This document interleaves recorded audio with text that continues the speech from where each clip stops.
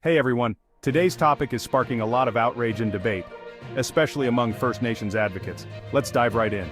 Dallas Brodie, the BC Conservative candidate for Vancouver-Quilchena, recently made some very controversial comments about First Nations people living in Vancouver's Downtown Eastside.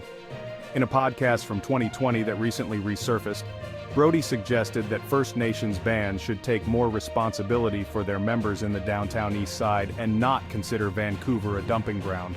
Brodie's comments have ignited a firestorm. She argued that with the rights and autonomy sought by First Nations comes the responsibility to care for their people, particularly those struggling with addiction and homelessness in the Downtown Eastside.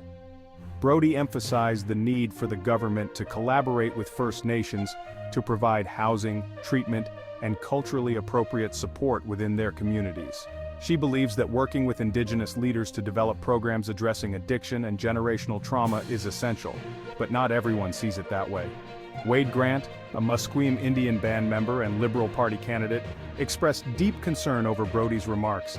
Grant stressed the importance of understanding the historical context of First Nations' presence in the Downtown Eastside, highlighting the impact of intergenerational trauma and colonization, factors he believes Brodie overlooked. Grant explained that Musqueam, Tsleil-Waututh, and Squamish First Nations recognize the shared responsibility for all First Nations members in the Downtown Eastside.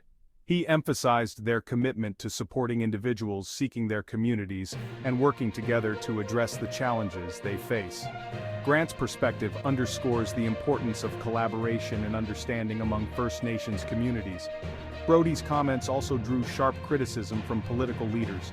NDP leader David Eby labeled her remarks as ignorant, while Green Party leader Sonia Furstenau criticized BC Conservative leader John Rustad for not taking action against Brodie and another candidate who made controversial remarks.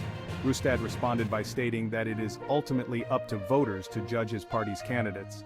This controversy reflects broader issues related to First Nations relations, reconciliation, and the upcoming BC election.